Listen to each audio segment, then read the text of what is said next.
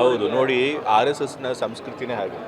ಒಂದು ಮುಂದ್ಗಡೆ ತಾವು ದೊಡ್ಡ ಸಂಸ್ಕಾರವಂತರು ಅಂತ ಹೇಳಿ ತೋರ್ತಾರೆ, ತಾವೇನೋ ಒಳ್ಳೆ ಸಂಸ್ಕೃತಿ, ಹಿಂದೂ ಸಂಸ್ಕೃತಿಯ ಉತ್ಕೃಷ್ಟ ಮೌಲ್ಯಗಳನ್ನು ನಾವು ಬಿಂಬಿಸ್ತೀವಿ ಅಂತ ಹೇಳ್ತಾರೆ. ಆದರೆ ಮಾಡೋದಲ್ಲ ಅನಾಚಾರ. ಮನೆ ಮುಂದೆ ಬೃಂದಾವನ ಮಾಡೋದಲ್ಲ ಅನಾಚಾರ ಅನ್ನೋ ರೀತಿ. ಇವತ್ತು ಗಾಂಧೀಜಿಯವ್ರನ್ನೂ ಅದೇ ರೀತಿ ಅವ್ರು ಕೊಂದಿದ್ದು. ಆ ಸಿದ್ಧಾಂತದಿಂದ ಪ್ರಭಾವಿತರಾದವರು ಕೊಂದಿದ್ದು. ಇವತ್ತು ಅಂಥವರೇ ಇವತ್ತು ಇಂಥ ಕೆಟ್ಟ ಭಾಷೆ ಅವಾಚ್ಯ ಪದಗಳನ್ನು ಉಪಯೋಗಿಸ್ತಾರೆ. ಅದು ಒಬ್ಬ ಮಿನಿಸ್ಟರ್ಗೆ.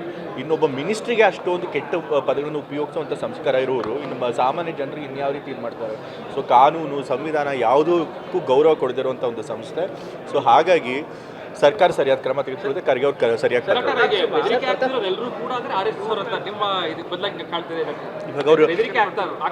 ಈಗ RSS ಅಲ್ದು ಅದೇನೋರ್ದು ಯಾವ ತಂತ್ರಗಾರಿಕೆ ಯಾವಾಗಲೂ ಹಾಗೆ. ಅವ್ರ ಸಿದ್ಧಾಂತದವ್ರನ್ನ ಬೇಕಾದಷ್ಟು ತಮ್ಮ ಸಂಸ್ಥೆಗಳಲ್ಲಿ ಉಪಸಂಸ್ಥೆಗಳನ್ನು ಮಾಡೋದು, ಅದಕ್ಕೆ ಜನಗಳನ್ನು ಸೇರಿಸ್ಕೊಳ್ಳೋದು. ಅವ್ರೇನಾದರೂ ತಪ್ಪು ಕೆಲಸ ಮಾಡಿದಾಗ ಅವ್ರು ನಮ್ಮ ಸಂಸ್ಥೆಯವರೆಲ್ಲ ಅನ್ನೋದು ಫಸ್ಟ್ ಆಫ್ ಆಲ್ ಒಂದು ರಿಜಿಸ್ಟರ್ ಇಟ್ಕೊಂಡಿರಲ್ಲ, ಸಂಸ್ಥೆನೂ ರಿಜಿಸ್ಟರ್ ಆಗಿಲ್ಲ, ಸಂಪೂರ್ಣವಾಗಿ ಕಾನೂನು ಬಾಹಿರವಾಗಿ ಕೆಲಸ ಮಾಡ್ತಿರುವಂಥ ಸಂಸ್ಥೆ. ಸೊ ಹಾಗಾಗಿ ಅವ್ರಿಗೆ ಏನು ಸರ್ಕಾರ ಯೋಚನೆ ಮಾಡ್ತಾರೆ ಅದು ಸರಿಗಿದೆ. ಮತ್ತೆ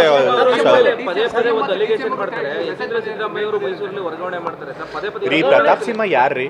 ಅವ್ರನ್ನ ಪಕ್ಷದವರೇ ಗಂಭೀರವಾಗಿ ತೆಗೆದುಕೊಂಡಿಲ್ಲ. ಸಾಕ್ಷಿ ಆಧಾರ ಇಲ್ಲದೆ ದಾರಿಲಿ ಹೋಗೋರೆಲ್ಲ ಸುಮ್ಮನೆ ಏನಾದರೂ ಆರೋಪ ಮಾಡಿದ್ರೆ ಅದಕ್ಕೆಲ್ಲ ನಾವು ಬೆಲೆ ಕೊಡೋಕ್ಕಾಗುತ್ತೆ.